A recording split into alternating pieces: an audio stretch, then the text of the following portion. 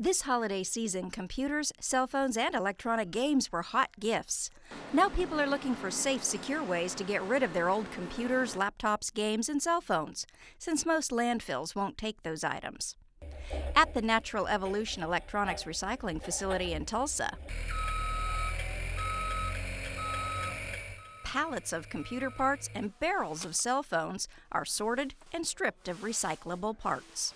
97% of the material that comes through here is actually recycled for the material content. So the plastics is recycled, all of the metals, all of the glass, the mercury out of the laptops and LCD screens and plasma TVs, and all of that is recycled properly.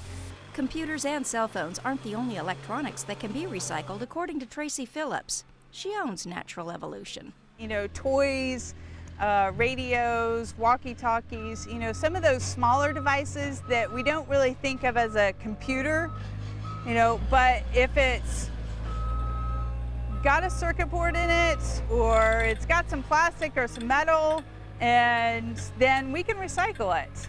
Phillips is also president of the Oklahoma Recycling Association. It works with communities to promote e-recycling and make it more accessible in rural areas. We've been working on for the last several years of helping to build a hub and spoke model. So there's you know, communities throughout the state that have recycling available to them. So we still are trying to build, you know, some of the spokes, but we have a pretty good hub throughout this hub of networks throughout the state for recycling. But it's just a start, according to Tom Hill. He's CEO of American Waste Control. Oklahoma is one of the lower recycling states. I hate to admit that, but we're trying to change that by making recycling more accessible. One way is his company's new Tulsa Recycling and Transfer plant. Recyclables collected in drop-off bins are brought here, as well as some garbage from homes and businesses. Then they're sorted. Things like aluminum, plastics, and cardboard are picked out to reuse instead of sending it to the landfill. Between December 26th and January 10th at this facility alone, they expect to recycle 1 million pounds worth of trash. A lot will come from holiday packaging, wrappings, and decorations. Recycling is not just for this couple of weeks, it's a year-round process, but we're seeing the increase this year in these 14 days. During the weeks following Christmas, many groups encourage people to recycle holiday waste instead of putting it out with the trash. Usually about a third of the waste stream is cardboard, but during the holidays, because of so much online shopping, all the gifts come in their cardboard boxes, you see a huge increase in cardboard. Cardboard picked off the sorting belt is compressed into huge bales. One bale of cardboard is the equivalent of saving 17 trees. And we bale about 50 to 60 bales of cardboard a day. So we're saving 800 to 1,000 trees. Sherry Bruner is with Harley Holland Companies. It sponsors the 12 Days of Christmas Styrofoam and Cardboard Project. And last year we did 40,000 pounds of material, and I think we're going to get double this year. We're close. It does take hundreds of years for styrofoam to break down in our landfills. So what we do is we ship it overseas and they make more styrofoam out of it. The cardboard, we send that off and they also recycle that. And what we're doing this year is part of the proceeds we would get from the cardboard, we're donating to Blue Star Mothers.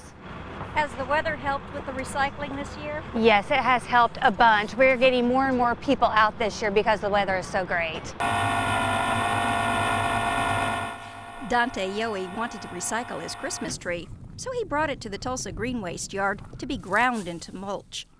I wanted to get rid of my Christmas tree, but I didn't just want to put it out for the trash, so I actually Googled what to do in Tulsa with your old Christmas trees. They used to have the burning of the greens out of the Tulsa River parks, but I saw they canceled it for budget reasons, so I thought I'd bring it out here. And I figured it'd do more good out here than in a landfill. There are several communities that have green waste sites. Some of them have not only mulching sites, but composting sites also. Tulsa Public Works Community Involvement Coordinator Darren Stefanik encourages recycling trees. It really beats putting it into a trash-to-energy site or just going directly to the landfill. Stefanik says that's because dried-out Christmas trees take up valuable space in landfills, and require more energy to burn in incinerators than is produced in recoverable energy. Hill and Phillips say there's another reason to recycle just about anything that's reusable. It creates jobs. Phillips now has 12 employees, and Tulsa Recycling and Transfer has even more. When we started this facility, we created 20 new jobs. We added a second shift, we're up to 40 new jobs. We'll probably be going to a third shift, 60 new jobs. So just in one small facility like ours, you can create 60 to 100 new jobs. There are a couple of easy ways to find recycling facilities and drop-off sites. The Department of Environmental Quality has a list on its website, and so does the Oklahoma Recycling Association. The association also works with groups and communities interested in making recycling more accessible to all sizes of communities all year round.